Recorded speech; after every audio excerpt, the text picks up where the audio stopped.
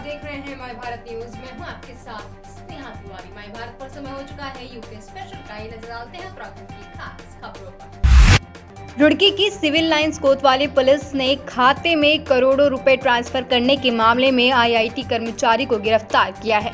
आपको बता दें, साल 2017 में आरोपी धीरज कुमार उपाध्याय, जो कि आईआईटी डीन ऑफिस में सीनियर असिस्टेंट क्लर्क के पद पर कार्यरत था, उसने संस्थान के करोड़ों रुपए अपने अकाउंट में ट्रांसफर किए, जिसके बाद से वो फरार चल रहा था। फिलहाल पुलिस ने आरोपी के खिलाफ मुकदमा दर्ज कर उसे कोर्ट में पेश किया है, जहां से उसे जेल भेज दिया गया है। उधम सिंह नगर के बाजपुर में कैबिनेट मंत्री अरविंद पांडे ने सैकड़ों लोगों को आपदा सहायता राशि के चेक बांटे। इस दौरान उन्होंने आपदा के दौरान जान गंवाने वाले लोगों के प्रति अपनी संवेदना व्यक्त की। आपको बता दें, प्रदेश में हुई भारी बारिश से लोगों की जान माल का काफी नुकसान हुआ है। इतना ही नहीं बल्कि कई लोगों को घर छोड़कर भी जाना पड़ा, जिसको देखते हुए प्रदेश सरकार द्वारा भारी बारिश से आई आपदा में हुए नुकसान पर मरहम लगाने के लिए सहायता राशि के चेक बांटे गए। मैं सबसे पहले भगवान का मैं धन्यवाद देना चाहूँगा कि इस आपदा की घड़ी में हम लोगों के यहाँ आपदा तो आई, लेकिन लोगों का आर्थिक रूप से नुकसान हुआ है, लेकिन जनहानि नहीं हुई। एक ये बड़ी भगवान की कृपा है। बावजूद प्रदेश में लगभग 75 से ज़्यादा लोग हमारे अपने हैं जो हमको छोड़ के चले गए। उनके प्रति हम अपनी संवेदना प्रकट करते हैं। और इस आपदा के समय में सरकार के जो हमारे अंग हैं, सभी अधिकारी, कर्मचारी और भारतीय जनता पार्टी के नेता, कार्यकर्ता, सब लोगों ने मिलकर एक सामूहिक प्रयास किया और जो इससे आपदा में प्रभावित लोग हैं उन तक सरकारी सहायता भी और निजी सहायता भी अधिकांश लोगों ने लोगों तक पहुंचाने का काम किया। निश्चित ही ऐसे सभी लोगों को मैं साधुवाद करता हूं। उधम सिंह नगर से माय भारत के लिए आरिफ खान की रिपोर्ट। उधम सिंह नगर के बाजपुर में विश्व हिंदू परिषद के कार्यकर्ता जिला मंत्री यशपाल राजहंस के नेतृत्व में इकट्ठा हुए, जहां उन्होंने बीते दिनों भारत और पाकिस्तान के बीच हुए T20 क्रिकेट मैच में पाकिस्तान की जीत का जश्न मनाने वाले लोगों के विरोध में जमकर नारेबाजी की। इस दौरान विश्व हिंदू परिषद के कार्यकर्ताओं ने पाकिस्तानी समर्थकों का पुतला दहन किया और केंद्र सरकार से पाकिस्तानी समर्थकों पर देशद्रोह का मुकदमा दर्ज करने की मांग की। साथ ही विश्व हिंदू परिषद के कार्यकर्ताओं ने भारतीय क्रिकेट टीम जिंदाबाद के नारे लगाए। बजरंग दल के कार्यकर्ताओं द्वारा आक्रोश व्यक्त किया गया है पाकिस्तान का पुतला दहन करके, और ये आक्रोश पूरे देश में देखने में आ रहा है, क्योंकि भारत और पाकिस्तान के मध्य एक क्रिकेट मैच हुआ वर्ल्ड कप T20 के अंतर्गत, और उसमें भारत की हार हुई। हार जीत खेल का एक हिस्सा है और वो लगी रहती है, लेकिन कहीं ना कहीं इस देश के भीतर रहने वाले पापी पाकिस्तान के प्रति जो मन में प्रेम धारण करे हुए हैं, ऐसे षड्यंत्रकारियों के चेहरे से नकाब हटा है। उन्होंने देश के विभिन्न कोनों में, विभिन्न क्षेत्रों में पाकिस्तान की जीत का जश्न मनाया है, पाकिस्तान के झंडे को हाथ में थामा है और मिठाइयाँ वितरित की हैं। ऐसे देश विरोधी षड्यंत्रकारियों के विरुद्ध में कठोर कानून कार्रवाई की जाए और उन पर राष्ट्रद्रोह का मुकदमा लगाया जाए, और ऐसे लोगों को कहीं ना कहीं मृत्युदंड भी दिया जाए तो कम है।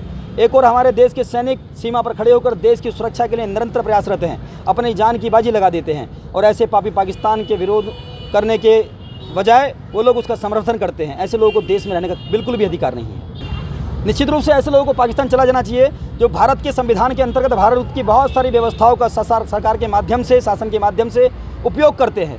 बहुत सारी व्यवस्थाएं भारत में रहकर इस धरती माता की कोख से पैदा हुए अनाज को खाकर हष्ट बलिष्ठ होते हैं, लेकिन जो पाकिस्तान हमेशा जम्मू कश्मीर के भीतर आतंकवादी गतिविधियां और षड्यंत्र को अंजाम देता है, जो भारत के बहुत सारे क्षेत्रों में आतंकवादी गतिविधियों को अंजाम देता है, जो मानवता का शत्रु है, जो सदैव भारत का एक दुश्मन, शत्रु और विरोधी रहा है, उसकी जय जयकार करने वालों को देश में रहने का अधिकार ही नहीं बनता है।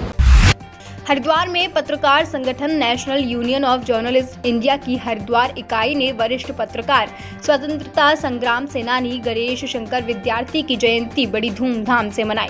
कार्यक्रम में जगत गुरु शंकराचार्य, राजराजेश्वरानंद और विधानसभा अध्यक्ष प्रेमचंद्र अग्रवाल समेत सामाजिक संगठनों से जुड़े कई लोगों ने शिरकत की। कार्यक्रम में मौजूद सभी लोगों ने पत्रकारिता की दिशा और दशा पर चर्चा की और इस दौरान अलग अलग क्षेत्रों में उत्कृष्ट कार्य करने वाले प्रतिभाओं को सम्मानित भी किया गया। कोई प्रतिभा की कोई कमी नहीं है, एक से एक पत्रकार हम साथी हमारे बीच में हैं और इस प्रदेश में नहीं, देश के अंदर भी अपना नाम रोशन कर रहे हैं। लेकिन सवाल इस बात का है कि हम लोग अपनी विश्वसनीयता जिस प्रकार से हमारे बारे में भी महाराज श्री ने भी यहाँ बताया कहा कि यदि हम पूरी तरह से समर्पित भाव से, पूरी तरह से निष्पक्षता के आधार पर, पूरी तरह से किसी भेदभाव से यदि हम करेंगे तो निश्चित रूप से वो पत्रकारिता जो हमारा लोकतंत्र का चौथा स्तंभ कहा जाता है उसमें कहीं ना कहीं विश्वसनीयता भी स्थापित होगी। और मैं मान के चलता हूँ उत्तराखंड में अभी है, इसको और थोड़ा धार देने की आवश्यकता है।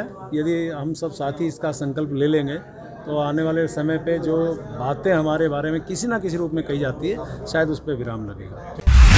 प्रयागराज में हुई अखिल भारतीय अखाड़ा परिषद की बैठक में निरंजनी अखाड़े के सचिव श्रीमंत रविंद्र पुरी को 8 अखाड़ों के सहयोग से अखिल भारतीय अखाड़ा परिषद का अध्यक्ष बनाया गया, जिसके बाद से ही निरंजनी अखाड़े में खुशी का माहौल है।